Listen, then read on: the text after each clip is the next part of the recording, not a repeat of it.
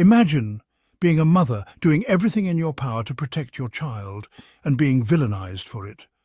That's the reality Meghan Markle is living in today. Reports claim she's blocked gifts from King Charles for young Archie. Shepherd's huts, royal memorabilia, and even trinkets meant to bond the boy with a monarchy he doesn't live in. But here's what the media isn't telling you. This isn't about drama. This is about protection, about a mother's instinct, and about breaking generational cycles of trauma. Today on Meghan and Harry Tales, we cut through the noise, the bitterness and the spin, and bring you the truth. Let's get into it. The headlines tell of gifts from King Charles to Archie, quietly refused. These are not just ordinary presents, but tokens wrapped in centuries of tradition and expectation, sent from one generation to the next. The media frames this as a snub, a calculated insult, fueling speculation and debate across breakfast tables and social feeds alike. But these gifts are more than objects. They're symbols of a world the parents chose to leave behind. A world gilded with privilege, but also bound by invisible chains. Accepting them means accepting the weight of royal expectation, the unspoken rules and obligations that come with every ribbon and seal. For the parents, declining is not about anger, but about protecting their child from the pressures they once faced, shielding him from the spotlight and the scrutiny that shaped their own lives. A gift can be a message, a reminder of a life they're moving beyond, a gentle echo of the past, tempting but heavy with meaning. The decision to decline is an act of careful curation, not rejection. It's a conscious choice to shape a new narrative for their family, one that values freedom over formality.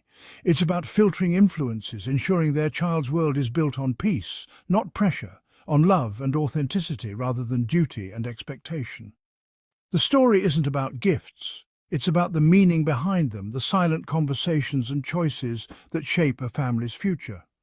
Sometimes the greatest act of love is choosing what not to accept, and, in that refusal, creating space for a new kind of legacy, one defined by intention, not inheritance. To truly understand this decision, we must look beyond the headlines and the surface-level stories and instead turn our attention to the human heart at the centre of it all. There is always more beneath what we see in the news. Meghan's experience within the royal family was far from the fairy tale many imagined. Behind the glamour and tradition, she faced challenges that few could have anticipated. She endured relentless scrutiny, with every move and every word dissected by the press. The constant attention became overwhelming, turning daily life into a spectacle. In the midst of this storm, her child was born, innocent and vulnerable, entering a world already filled with noise and judgment.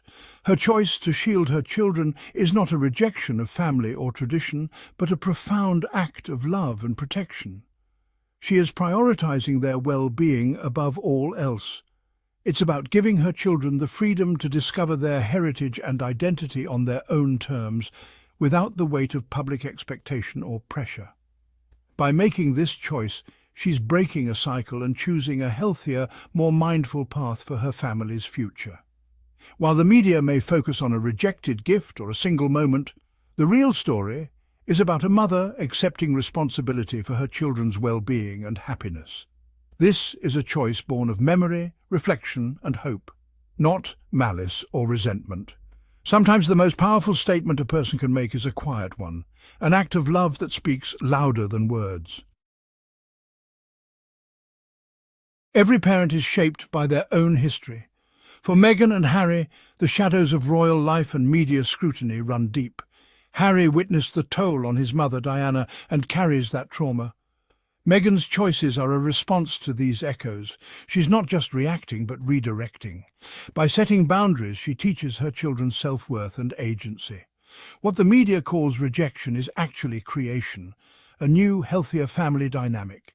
She's building a sanctuary, choosing peace over protocol. This isn't a family feud, it's a family planting new roots. The past need not dictate the future. The media treats Meghan and Kate's parenting very differently. Kate's actions are praised as relatable and modern. Meghan's are criticised as secretive or defiant. The same protective instincts are celebrated in one and condemned in the other. This double standard reveals more about media bias than about the mothers themselves. The same act, a mother protecting her child, becomes two stories depending on who she is. For Kate, it's duty. For Meghan, disruption. We must look past the headlines and question these narratives. True understanding comes from seeing the people, not the caricatures. Boundaries aren't walls. They're bridges to healthier relationships.